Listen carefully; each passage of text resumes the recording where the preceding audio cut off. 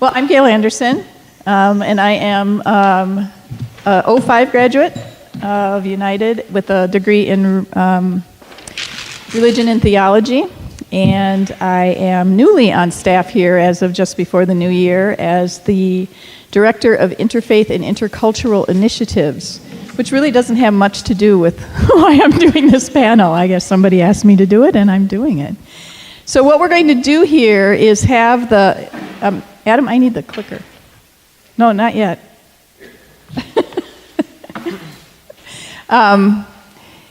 We've heard some really amazing speakers talk about their projects and the theology and the history, and this is our down-to-earth version of what this all means. So we have 6 panelists here, and they're going to talk about 5-ish projects. The last ones are kind of 2 people talking about sort of the same thing. So I think this is so appropriate we're doing this. Last fall when our dean, Sharon Tan, was installed as dean, she made a beautiful speech, and she talked about the uniqueness of this place with a prairie in the front yard and bees in the back. And at first when I saw the prairie was going to be all burned for convocation, I thought, oh, that's too bad, it's going to be all burned. And then I realized that's what this day is all about, is natural stuff. So that's part of the cycle, is our burned prairie out front. So we have these people talking about their practical projects that will bring the spiritual and the historical and theological and theoretical and aspirational down to the level of practice, or praxis, as we learned how to say in seminary classes. So we're going to hear from each of them, and then we will have some time for your questions at the end. So I'm just going to quickly introduce who is here, and then we will introduce from this way, and then we will talk from this way. So at the end is Robin Roudabout. Oh, and I forgot to ask you, you are a graduate from here. What year? Twice. What years? 93 and 2002. Oh, okay. Brandon Krosh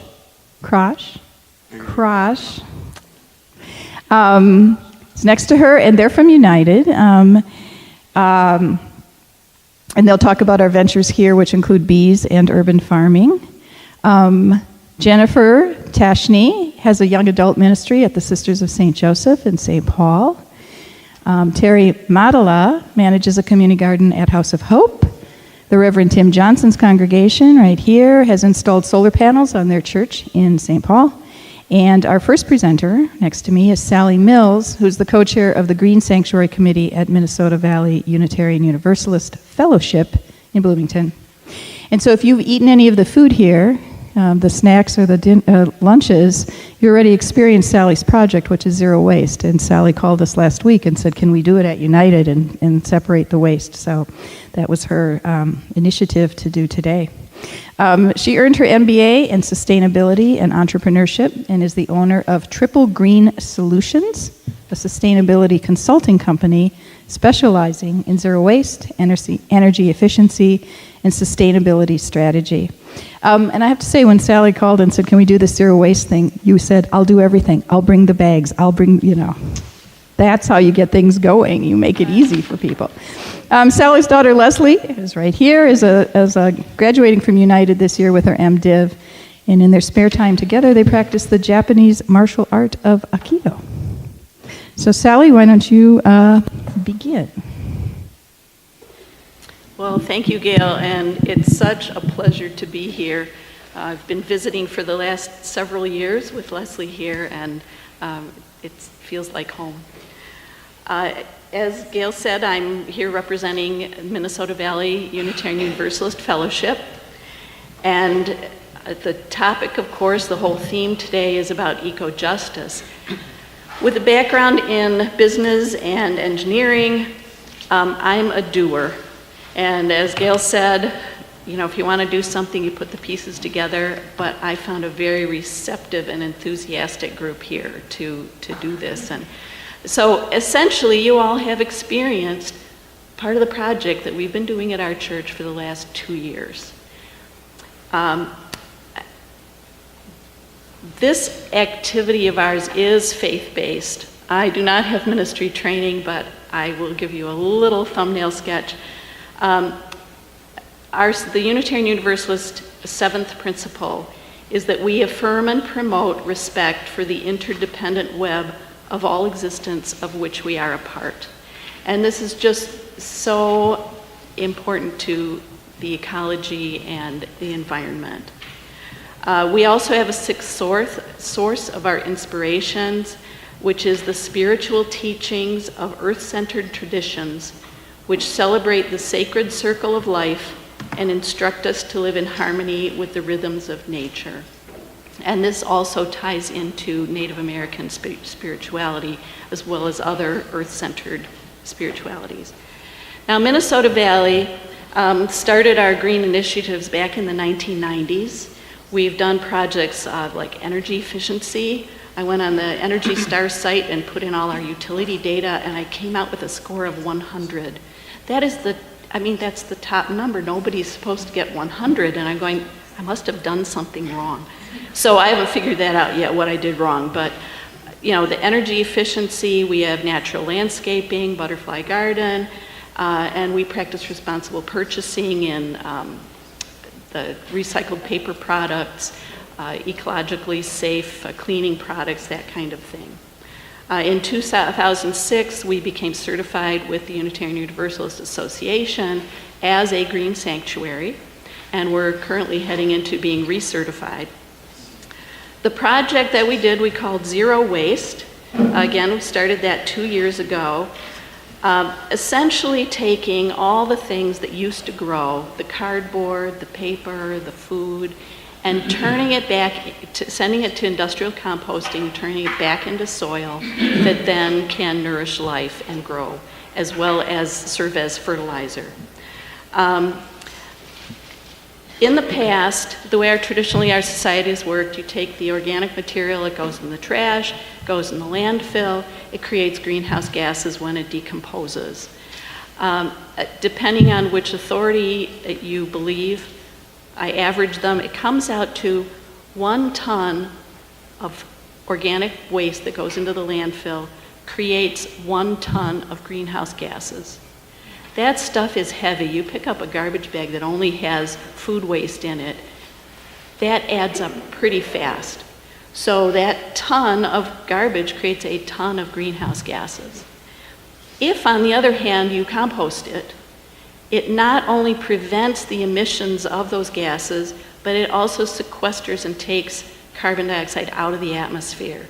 So we're not only breaking the cycle, we're reversing the cycle by doing composting of these materials. So a few other statistics. The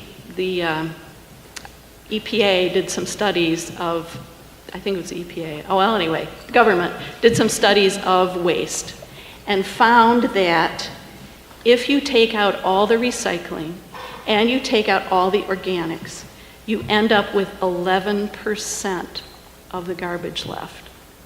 That means 89% of our garbage is not garbage. It is a resource. It can be used to manufacture new products. It can be used to grow new food. On the Earth, there are only so many atoms. There's outer space out there, and then there's the Earth. And it's a finite resource. So whatever we decide to do with those atoms, we can waste them, we can pollute them, we can destroy them so they can't be used again. Or we can use nature's cycles and follow those ideas to create what we need to live as well as take care of the earth. Now, how did we do, given that, we said 11% of what we throw out can't be recycled or composted? Well, we really surprised ourselves. We set a goal at MVUUF when we started this. Let's see if we can get to 50%. 50% of our garbage not going to the landfill. We diverted 80% by weight.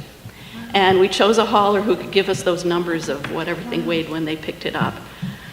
And it just amazed everybody. Now, of course, we started with diverting the waste from the landfill. We also tied that in with ethical eating, which you've heard about today as well.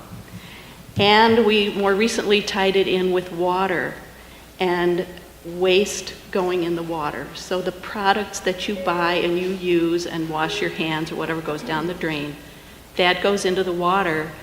And many of those products, our waste treatment plants are not able to take it out of the water. So it goes into the lakes and it gets pumped into the water. It comes out the tap.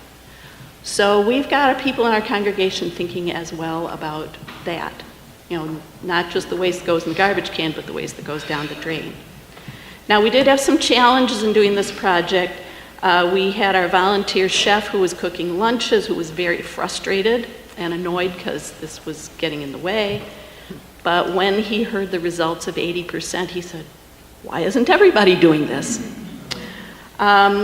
We also had a woman who was trying so hard to do it right. She had her own event at the church. She wanted so badly to do it right and was worried. So she took all of her garbage home with her because at home she knew what was recyclable and what wasn't.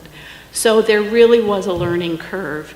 However, we're at the point now that we've expanded this and we're asking people in the congregation to bring in the things that could be composted, like soiled pizza boxes, toilet paper tubes, egg cartons, all those things we hate to throw in the trash. So we're asking people in our congregation to bring them to church and we put them in our composting. So people in our congregation have said that they are proud to attend a church that cares about the environment. I agree with them wholeheartedly. It is a way that we live our faith. And I am very proud of UTS for embracing the opportunity to make today a zero waste event. Thank you.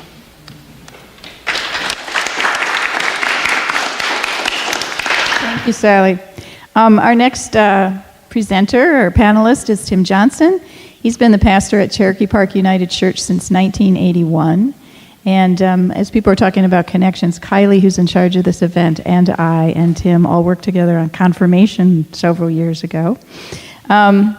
He plays many leadership roles in the community and the wider church. He's active in anti-racism work. He helped found the Facilitating Racial Equity Network, serves as moderator for the Minnesota Conference of the United Church of Christ, and in 2004, he helped organize an environmental conference that became the genesis for Minnesota Interfaith Power and Light. And IPL, if you guys are on Facebook, if you follow them, you'll get a lot of great information and encouraging stuff that they also talk about. So Tim's going to talk about the solar energy project at their church, I guess. Thank you, Gil, and also a privilege to be here at United today with all of you with this focus. The image that you're looking at are the solar panels on our church. As you can tell, it covers pretty much the entire roof, and we're fortunate to have a south-facing roof, angled just about perfectly, and so we had an excellent location. Those solar panels produce over 100% of our electrical needs. So we are not needing to take any electricity off the grid. I mean, of course we do. They tell us it's sort of like water is the way to explain it to me. It flows in, it flows out, but we've got more flowing out than flowing in, because obviously we need electricity at night or on these winter days. So that's our project. We were able. This was installed in August of, it went online in August of 2012. I think the work began in June of 2012. We started talking about the project only in the fall of 2011, and we had it was a very condensed, dramatic time for the congregation. We had about 2.5, 3 months at max in order to consider the project and to act on it. And we had a timeline because what made the project possible were a couple of grants through Xcel Energy and tax rebate funding that we were able to get put into place by working with the solar company that did this solar for us in sort of a buyback arrangement.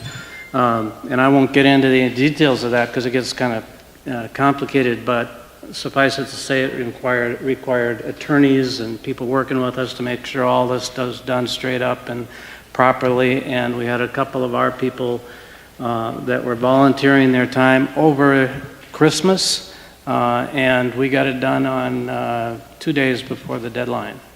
So very exciting. Now, what's probably most important to share about all that is we didn't start out saying, can we do solar? That wasn't our question. Our question was, who are we as a community of faith? And so I appreciate how you started out, Sally, because really it started out with, what is our faith about? What are our values? How does that get lived out? We started asking that question a long time ago. I mean, years before we were able to do solar. In 2008, I have encouraged the congregation every 6 years or so to revise our mission statement. And the mission statement, I feel, is always kind of a leading edge to where we are as a community of faith, as a congregation, enables you to kind of stretch beyond in your imagination and in your vision beyond where you currently are. And so with our mission statement, we had in there language, I'll just read it easier than just trying to, a sentence that says, we confess that communities of faith have not always celebrated the dignity and joyful diversity of all God's creation. Therefore, we declare Cherokee Park United Church to be an inclusive, multicultural, anti-racist, justice-seeking, environmentally responsible community of faith. That was in 2008.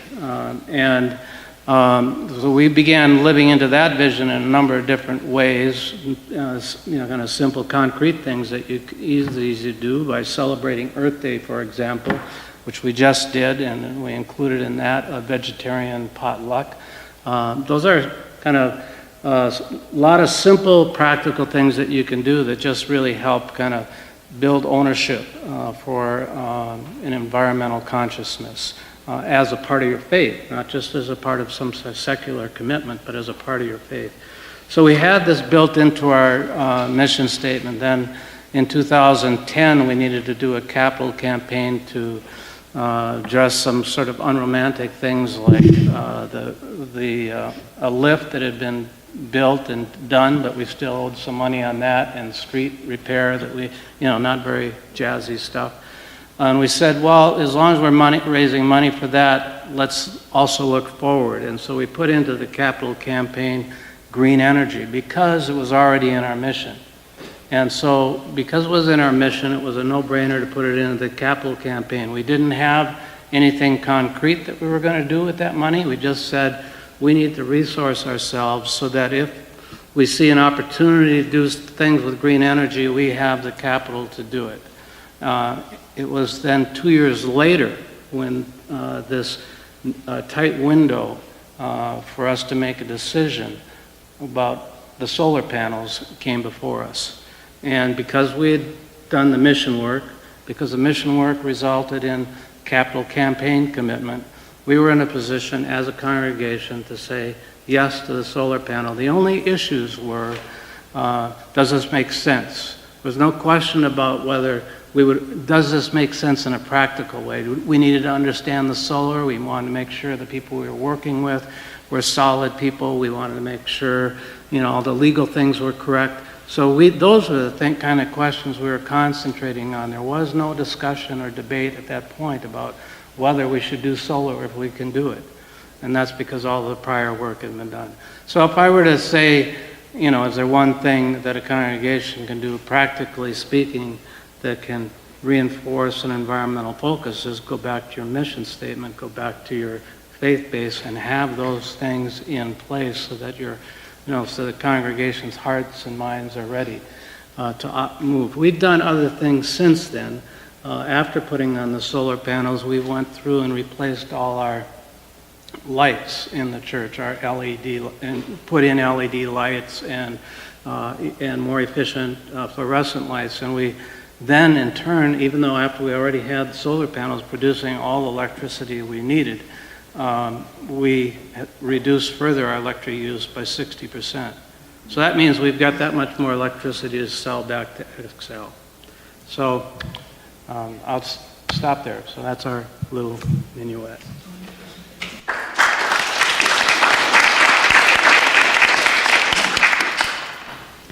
Next, we have Dr. Terry Madela. She is the manager of the House of Hope Presbyterian Church in St. Paul's Church Community Garden.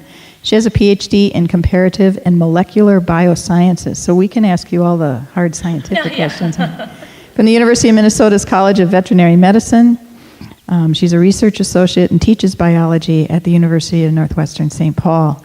So I'll let you talk about the garden. It's in its 4th year in producing organically grown fruits and vegetables. It certainly is. Our House of Hope Presbyterian Church Community Garden, like Gail said, is just beginning its 4th year. I have just started my tenure as manager. And in fact, this is only my 2nd year working in the garden, so I actually was not a part of its inception. That was thanks to some wonderful ideas by a couple of our church members, Mary Sinkbell and Tim Sheldon, thought in 2010, wouldn't it be a great idea to utilize this space on the front lawn of our church as a community garden? And on top of that, let's donate all the produce to a local food shelf. And because, food shelves, while indispensable, they very often, or almost never, do they have the capacity to provide fresh fruits and vegetables for the needy people, families mostly in our communities. And they thought, what a wonderful idea that would be. So they developed a relationship with the Neighborhood House food shelf in St. Paul. It is located on Roby Street in the Paul and Sheila Wellstone Center. And the food shelf surveyed the clientele to kind of get an idea of what types of vegetables would be most utilized, depending on a lot of the cultural diversity in the neighborhoods. Different cultures utilize different types of fruits and vegetables. Also, it's really nice oftentimes for people who are new to our country. They go to the grocery store and don't have a clue what to buy. It's actually very comforting to them to come to the food shelf and find something familiar from their home country that they never would have expected to find in St. Paul, Minnesota. So our array of vegetables that we grow in the garden has changed from year to year based on what the clientele specifies that they most would appreciate having. We've always got the staples, onions, various types of lettuce, carrots, and so on. So that was, I thought, a great idea that these people in our church had. Another, besides benefiting the food shelf, the garden was very purposefully planned to go on the front lawn of our big, beautiful church on Summit Avenue as a reminder to a very affluent community that not everybody has everything that they need. It's a reminder as you drive or walk or jog or bike past there are people in our community that are in need. It's just a very bold and a very blatant reminder, I believe. The church members got help from an organization, a nonprofit called Gardening Matters, and it's their job to provide training and support to faith-based community gardens. So we got some help from them. We could not have done this at all without help from Paula Westmoreland at Permaculture Resources. She is actually the master gardener that helped design the garden, told us what kind of soil to use, what to plant where, and so on. So she was employed actually by the church for the first year. She helped us along a little bit the second year, and then she said, okay, we're gonna let go of your hand now, you're on your own, call if you need help, and we've kind of been running on our own ever since then. She was indispensable. Our garden has been a tremendous success right from the first year. we're not supposed to, we were told not to focus on wanting to improve the output, the yield of the garden every year, but we have increased our output, our yield every year so far. I know there's got to be a limit to that somewhere, but I just want to brag a little bit that last year we were able to donate over 1,800 pounds of fresh produce to the food shelf. And I mean, I felt I could brag about that a little bit. And our garden is staffed solely by volunteers and people of all ages. I encourage families to volunteer because what a wonderful way to teach your kids not only where their food comes from, but to get them to help their community and to let them maybe even go with you. We bring all the produce to the food shelf ourselves. I mean, I drive it there, I hand it to them, and what a great thing for the kids to do, to be able to help out their community. We have a lady who brings an elderly woman well into her 80s to come and sit in the garden and pull weeds as she can, and what a wonderful experience that is for her, a way to get out of the facility that she lives in and help the community. We have everybody from people that I consider master gardeners to people like me who just started gardening recently and are learning step by step as we go along. So it runs the full gamut of volunteers. Most are church members, but there are a few that are non-members as well, and anyone is actually welcome to join us and help out. I thought I'd tell the story of the fact that our garden is somewhat infamous in the Twin Cities. You might have even heard of House of Hope's community garden thanks to the fence situation. You heard of the fence, okay? So I'll just tell you the fence story here. It's kind of funny in retrospect. Our first year, we were given permission by the St. Paul Licensing Committee to build a fence around the perimeter of the garden, and this we did. After the fence was already in place, the Summit Avenue Heritage Preservation Committee, 2 people from that committee, decided they didn't like the look of that fence. It wasn't aesthetically pleasing. It was not in keeping with the way Summit Avenue is supposed to look. These same people also were against the garden in the first place because it's their belief that Summit Avenue should be nothing but green lawn, okay? Nothing growing up out of it. So we went back and forth. I have my own opinions about this, which I won't voice right now, okay? Really? Yes. Yeah. It sounds like I don't have to voice my opinion. I think you know what I'm thinking here. We went back and forth on this a lot. We lost the battle. Summit Avenue Preservation Committee won, and we had to take down our fence and put up a new one at a great expense to the church. Something good came from this, however. We were able to take that fence, the ugly fence, and donate it to a rural church that had been trying for several years to start a community garden, but every time they planted something, deer would come and eat their plants. So we were able, and they couldn't afford a fence, so we donated our fence to them, and now they have a beautiful and bountiful community garden that they're able to grow and donate to a food shelf and to the needy people in their congregation as well. So good came of that as well. We had our garden kickoff last Saturday before this rain started. It involved our putting in new mulch and putting in new soil. We grow on raised beds. And putting new soil in the raised beds. We're ready to start planting. We were going to start that this week, but today is the first day in several days that it hasn't rained, so hopefully within the next couple days we'll get to start planting. And so I'm super excited about that. And I think that I speak for all of the volunteers when I say that there are so many benefits, personal benefits, to what we're doing. It's just so wonderful to just get out in the garden and work in the soil. To me, that's just so refreshing and rejuvenating in so many ways. But knowing that what we're doing benefits needy people in our community, I think is probably the most meaningful to all of us.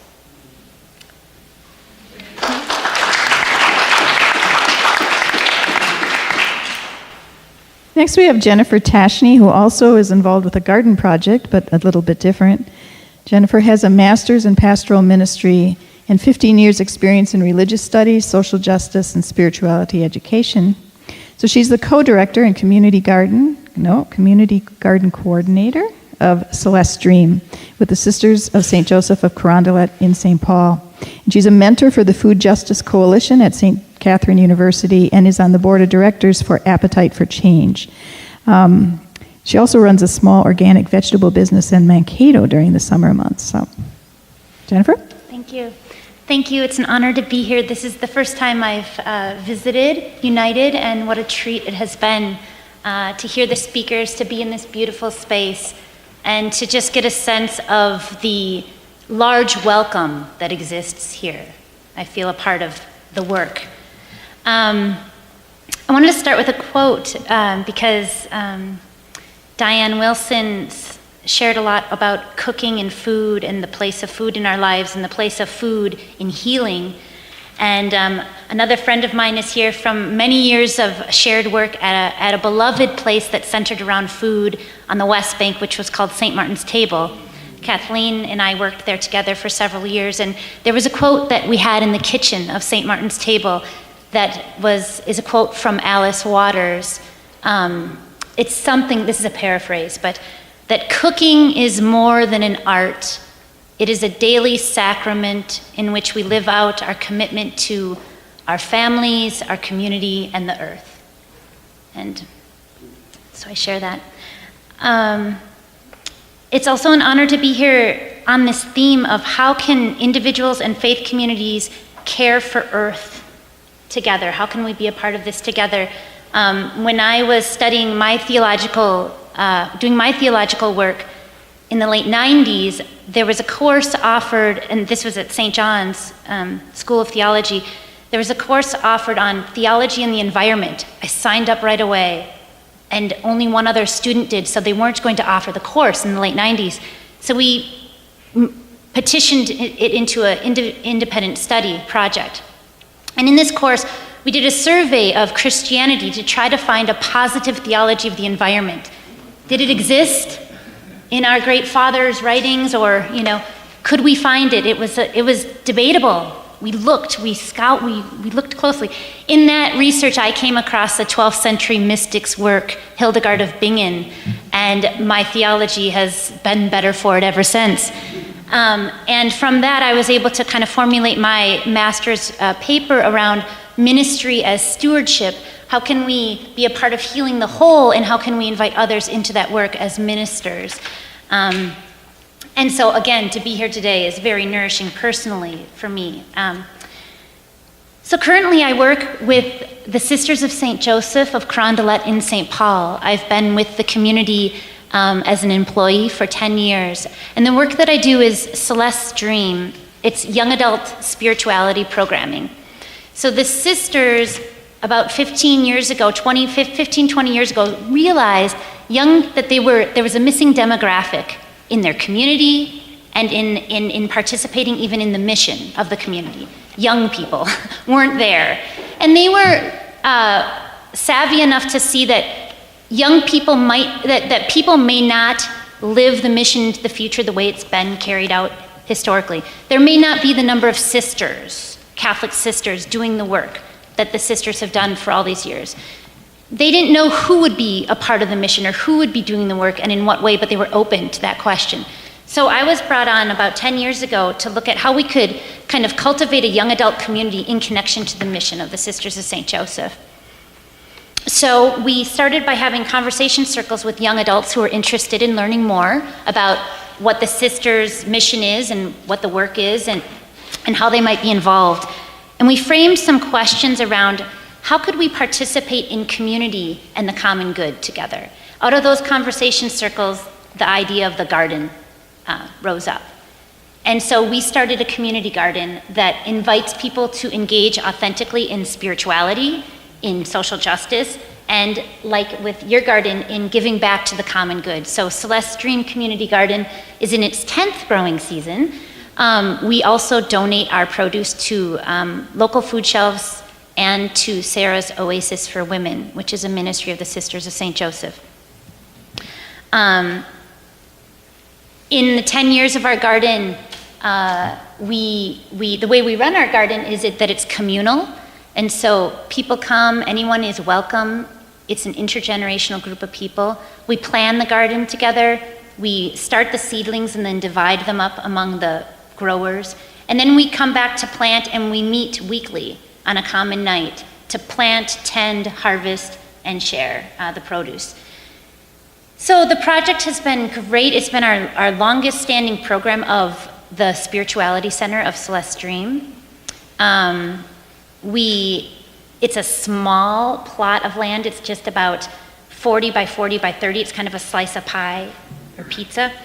And I think that in urban farming, I mean, once you get a piece of land or you lose that, it's a tender issue. Having land in an urban setting, it's hard to keep your garden. We've shifted. We had a larger piece of land. Now we're on a smaller piece.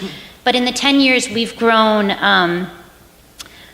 over 5,000 pounds of produce on this little corner piece that's right next to the parking lot, and we've donated over 3,000 pounds. And we participate with numerous groups through the garden: college students, children, neighbors, sisters, and school groups. So this is what we do. The garden is just one of the programs of the Young Adult Spirituality Programming, but it's been our most consistent and fruitful program. So.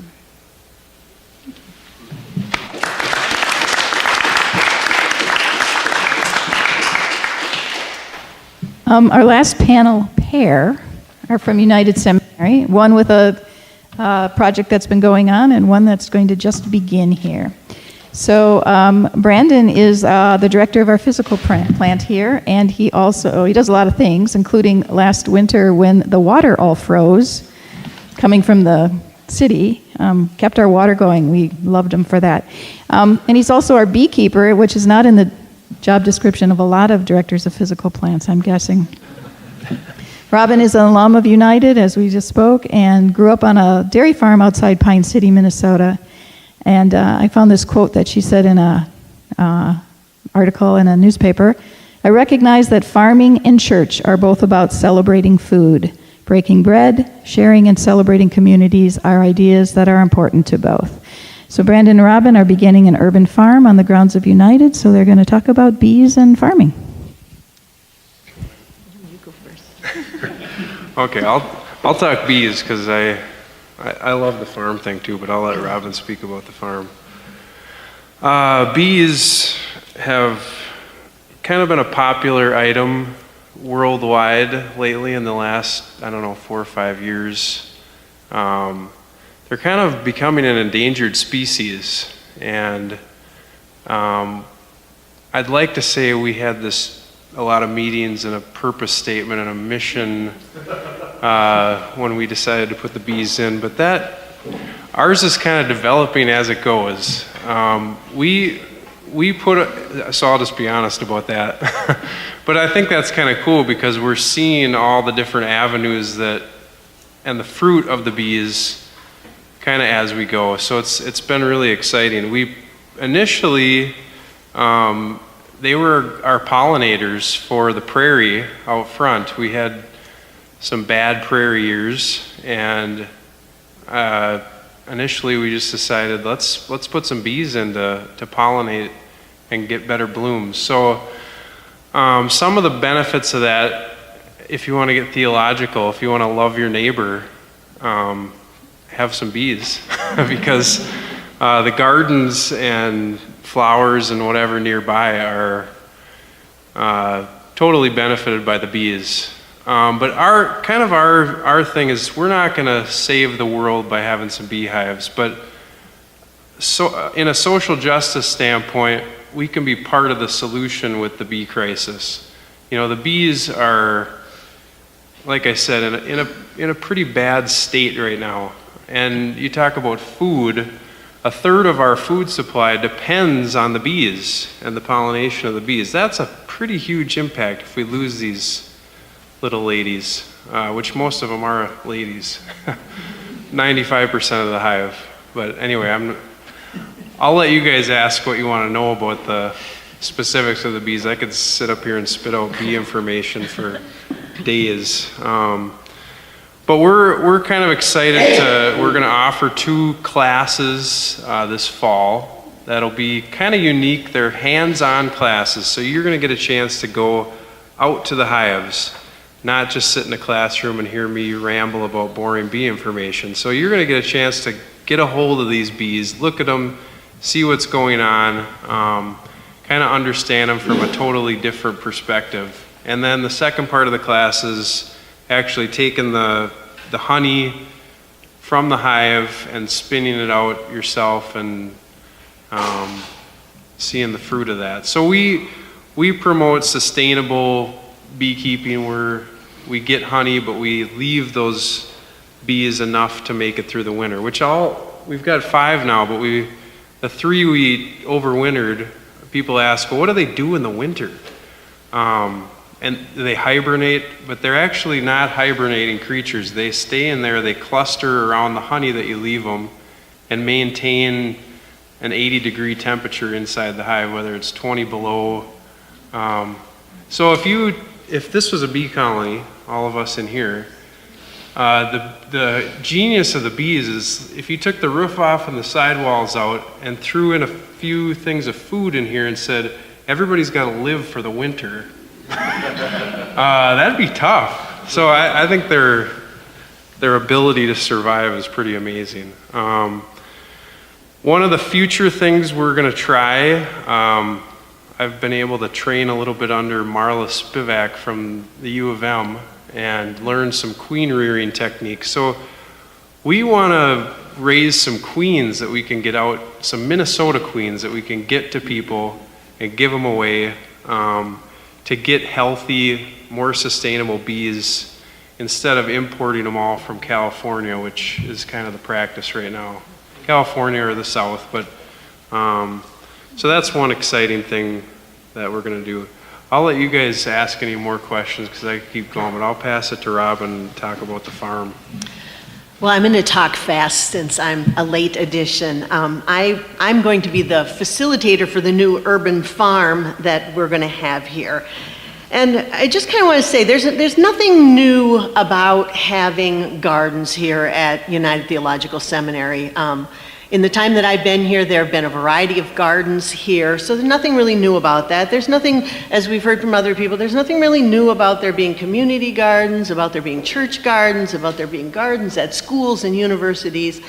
But to have gardens that actually become and make the transition to small farms where the connections between faith and farming practices and food practices and the production and consumption of food are made, that praxis that you talked about, where that happens, that doesn't happen a lot. That seems to be kind of a new thing. My background is, in addition to graduating twice from United Theological Seminary, I also have degrees in agriculture and education from the University of Minnesota, and I have operated my own community-supported agriculture farm for 9 years. And also have served as a parish pastor and a camp director during that time. And during all of those places, I help make the connections between that. So that's what our project here, which is going to be called Faith Farming and Food, will be all about. And in your packets, you have a little flyer that says that and tells you where there's a blog site, which is already up and active, so I'd encourage you to follow that blog site. And every week on Wednesdays from 10 o'clock to 12 o'clock, we'll be offering the chance for anybody that's interested, students, faculty, staff, people from outside the church, you can bring your friends. We will be doing planting, weeding, propagating, harvesting, composting, seed saving, cooking, doing all those things, all the active things. But at the same time, and this is really going to be key because this is what's kind of near to my heart, we're going to be doing the reflecting things. So as we're doing something, we'll say, well, what are the metaphors that come from canning dilly beans all together? What are the metaphors that we get for our lives of faith? Or how am I going to preach? How's this going to get into my sermon for Sunday or the sermon I'm writing for class? Or how will this teach? What are the pieces that I'm learning here that I'm not necessarily going to teach somebody else how to save seeds, but what am I learning about saving seeds that I'm going to teach about growing in faith or building up God's beloved community? Or how does all of this that we do, help us understand all of life as sacrament. So that's what Faith, Food, and Farming is going to be all about. And I invite you to talk to me more about that. It is my plan that we will start at 10 o'clock next Wednesday. So whoever's here, if I'm all alone, that's okay. But if some of you come, that would be just great. Well, thanks to all of you.